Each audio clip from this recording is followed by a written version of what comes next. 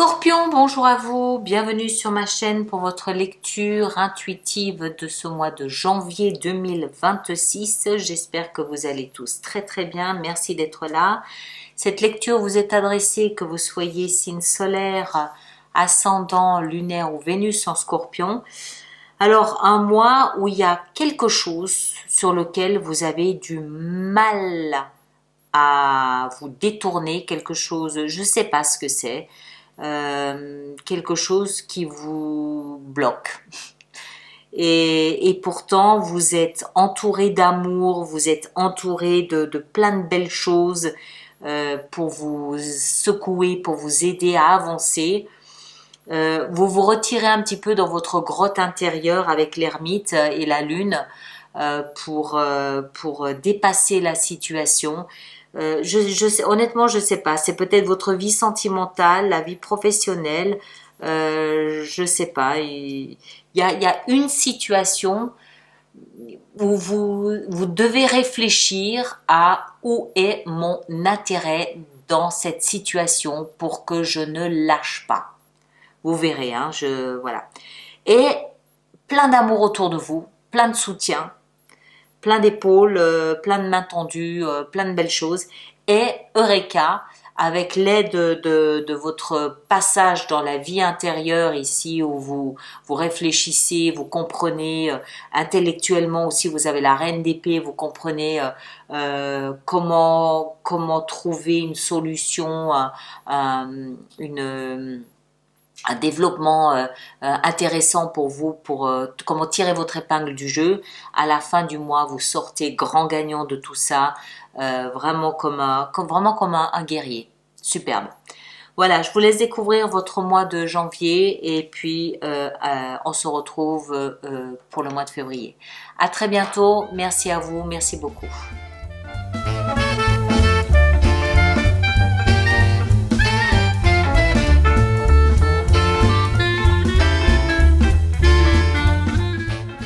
Scorpion, bien le bonjour, bienvenue. Voyons voir ce qu'on a pour votre mois de janvier. Alors, en arcane majeur, on a l'empereur, la roue de fortune, le magicien et la lune. On a des coupes, des épées, coupes et bâtons. Alors, la vie professionnelle, on dirait que ça se passe très bien. Vie sentimentale, je sais pas encore. Vous avez le magicien comme un certain nombre d'autres signes. Il y a pourtant quelque chose ici qui vous chagrine, quelque chose que vous refusez de laisser partir. Je sais pas ce que c'est. On va voir. Et ça touche à vos émotions. Ça touche à vos émotions. On va voir de quoi il s'agit. L'énergie de l'extérieur, ce mois-ci, ce mois de janvier qui vous accompagne, c'est l'énergie du chariot. L'énergie du chariot, c'est une énergie positive. C'est une énergie de triomphe. C'est une énergie qui avance. C'est une énergie de mouvement en avant, après avoir débattu du positif et du négatif. C'est une énergie qui nous dit, donc là au quotidien, jour après jour, la vie qui vous dit, on avance, on met notre véhicule de vie en route après avoir pesé le pour et le contre du positif et du négatif d'une situation. D'accord? Donc c'est la vie qui vous invite à avancer, à bouger, à quitter, à laisser quelque chose sur lequel vous êtes indécis et à ne pas stagner, à ne pas rester bloqué dans une situation, mais au contraire à avancer. Et vous allez avancer. La seule recommandation de la vie, ici avec l'énergie du chariot, c'est d'équilibrer vos doutes avec vos désirs. Il faut ne pas être indécis. Il faut avancer. Et l'indécision, elle vient de ça. Elle vient de ce deuil et de la réflexion, de l'analyse qui va avec. Et c'est dans votre énergie. Le deuil, on a ici quelqu'un qui est donc vêtu de noir et qui fait le deuil d'une situation émotionnelle.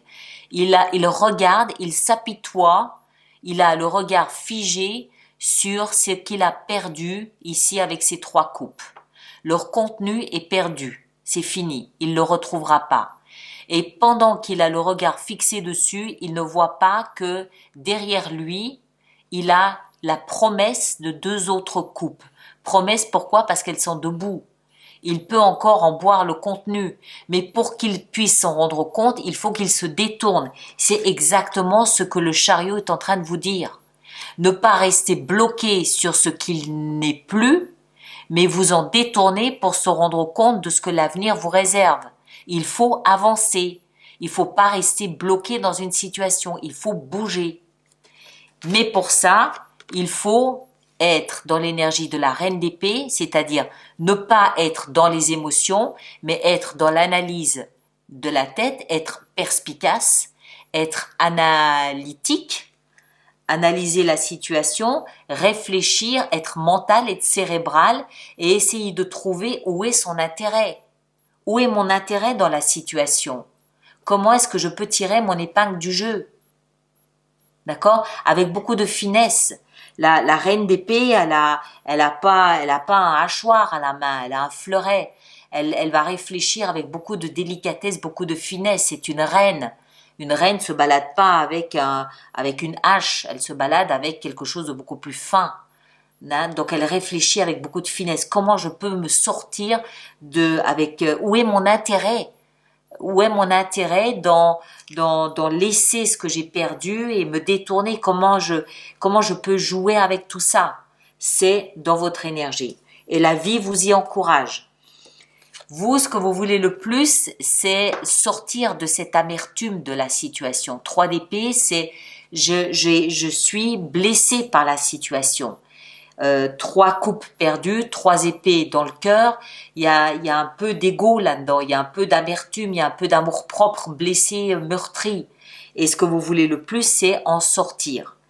Je reviens tout de suite dans la vie intérieure parce que c'est connecté. On a la lune nous parle d'émotions. Vous êtes Scorpion, vous connaissez ça très bien, l'énergie de la lune. C'est tout ce qui est caché, tout ce qui est derrière la carapace. C'est ce monde de perception, c'est ce monde de ressenti, c'est tout ce qui est à la limite entre le réel et l'irréel, c'est l'inconscient, c'est ce qu'on ressent, mais dont on ne va pas forcément parler, a fortiori lorsqu'on a été blessé. Donc peut-être qu'on est un peu figé parce qu'on a été humilié dans une situation et qu'on se demande s'il faut réagir ou pas réagir, ou est-ce qu'il faut répondre, pas répondre. Non, la vie vous dit non, on dégage de là. Notre intérêt, il est ailleurs. Notre intérêt, il est dans les 2 coupes qui nous attendent. Il n'est pas dans ce qu'on a perdu. On n'a plus rien à en tirer de tout ça. Mais il faut que intellectuellement vous compreniez qu'il n'y a plus rien à en tirer. Il faut aller voir ailleurs. C'est fini, c'est périmé. Notre intérêt est ailleurs. D'accord? Donc, intérieurement, il faut sortir peut-être de la zone marécageuse là et puis remonter un peu à la surface et comprendre que on va aller naviguer dans des eaux où on sort un peu de l'illusion pour aller vers des rêves dans des eaux plus claires, dans des eaux plus lumineuses. Ce qui va nous aider ce mois-ci, c'est l'empereur. Alors, je ne pense pas que ce soit quelqu'un d'extérieur à vous, je pense que c'est vous et c'est directement relié à l'énergie de la vie avec le chariot. Ça, il vous est recommandé d'être un empereur, c'est-à-dire on est solide, on est costaud, on n'est pas n'importe qui, on est Jules César, d'accord, et on se redresse et on se met en route. Et Jules César, quand il montait sur son chariot, je veux bien croire qu'il ne s'arrêtait pas de sitôt. Ici, ce qui vous est recommandé, c'est d'être solide. c'est d'être autoritaire. Alors bon, ça veut pas non plus être despotique, hein, mais être autoritaire, c'est prendre ses décisions et c'est les tenir. Tenir, c'est savoir où est mon intérêt. Une fois que j'ai déterminé où est mon intérêt, je le mets en route, je le mets en place et je le tiens jusqu'au bout, jusqu'à la fin du mois de janvier. D'accord? C'est ce qui vous est recommandé. Soyez empereur ou impératrice. Vous placez. J'ai un trône, j'ai tout un empire derrière moi qui attend que je me mette en route et que je prenne des décisions. Je l'assume. Ce qui représente le défi, c'est la roue de fortune. C'est peut-être comprendre qu'en fait la roue tourne. Même si là, on a perdu quelque chose. Bon, ok, on vous accorde 2 jours de deuil, hein, on vous accorde 2 jours de deuil, mais après, il faut comprendre que la roue tourne et qu'il y a autre chose qui va se présenter à nous. Il y a autre chose, il y a d'autres opportunités qui sont là, le destin va se présenter à notre porte, il y a d'autres opportunités qui sont là, qui arrivent, elles attendent. Il faut pas rester figé, bloqué sur ce qu'on a perdu. Notre vie attend. Notre destin va s'étaler. Mais comme c'est dans le défi, on a peut-être du mal à l'imaginer et on reste, semble-t-il, figé sur quelque chose qui n'en vaut peut-être pas plus la peine que ça. Voilà. Défi, roue de fortune, le hasard, la grande roue de la vie, Jupiter, la chance, mais dans le défi, donc ça veut dire qu'il faut arriver à l'intégrer, il faut arriver à comprendre que un coup de dé du hasard et puis ça y est, boum, on va rebondir sur quelque chose d'autre. Vie sentimentale, le magicien. Alors, il y a un paquet de monde de signes qui ont le magicien de la vie sentimentale ce mois-ci. Ça veut dire tout est possible, tout est envisageable, tout. Le magicien, il fait ce qu'il veut dans sa vie sentimentale. Il maîtrise les 4 éléments. Donc, peu importe la personne que vous rencontrez, forcément, son signe figure sur votre table.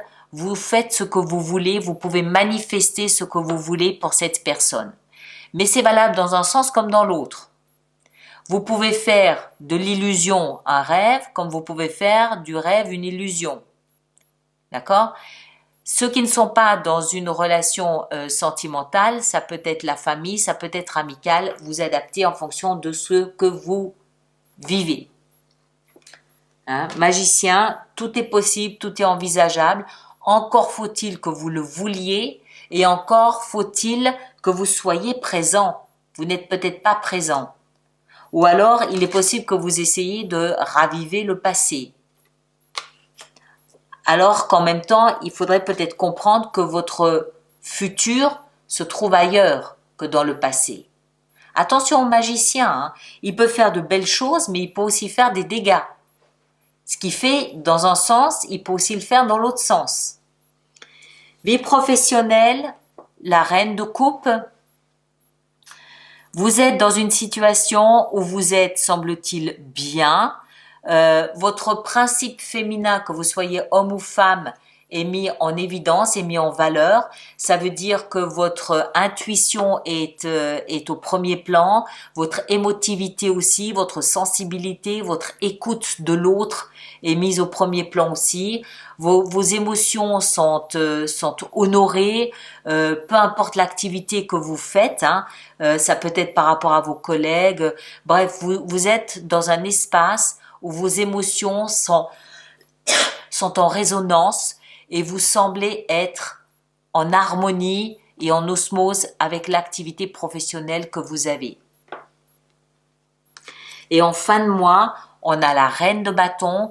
Elle nous dit que vous semblez avoir repris du poil de la bête parce que la reine de bâton, elle nous parle de quelqu'un qui est très charismatique. La reine de bâton, elle s'illustre par sa séduction, elle s'illustre par sa mise en valeur. C'est quelqu'un qui est passionné, c'est quelqu'un qui est créative. homme ou femme, hein. Si c'est un homme, c'est son côté féminin qui est peut-être plus en valeur que le côté masculin. Elle met des choses en place. Ce qu'elle met en place, elle le fait de manière passionnée. Donc, vous semblez avoir quitté ces trois coupes pour enfin vous tourner vers quelque chose de plus passionné, quelque chose de plus créatif. Vous semblez avoir embrayé et vous être remis en marche, avoir remis votre véhicule de vie, oui, de route en marche et être parti dans une direction plus intéressante et surtout qui symbolise la vie, le bâton. Alors, on va faire notre extension. Donc, tous ceux d'entre vous qui avaient un abonnement aux extensions, je vous invite à aller les retrouver dans votre espace personnel. Et ceux qui êtes nouveaux, je vous invite à vous rendre sur le site internet où vous trouverez donc l'extension de cette lecture ainsi que les projections si ça vous intéresse, parce que si ça vous intéresse pas, vous passez tout droit, c'est évident. Alors ici en haut, on a 5 de bâton. Ok. Dans ce que vous désirez, ici le plus avec la 3 d'épée, on a le valet de coupe. L'empereur, ce qui vous est recommandé, on a la 10 de coupe. Excellent, superbe. Le bonheur. La roue de fortune dans le défi qui vous attend, la 10 de bâton. Les ennuis n'ont qu'un temps, c'est ce que ça veut dire. La vie sentimentale avec le magicien, on a la 6 de denier, réciprocité. La reine de coupe dans la vie professionnelle, on a la 9 de bâton, bien. La lune dans la vie intérieure, on a l'ermite, bien, ça me va. Et la reine de bâton en fin de mois, on a la 2 de denier. D'accord. Très bien, pas de souci. Et là, la 4 de coupe. Ok. Alors, je vous laisse avec ça. Ceci étant une lecture très générale, elle ne peut pas correspondre à tout le monde, ça va de soi. Je vous invite donc à aller voir votre signe ascendant, votre signe lunaire, la Vénus aussi. Vous faites bien la synthèse de tout ça pour avoir une lecture plus personnalisée. Et puis aussi, je vous invite à revenir en milieu ou en fin de mois.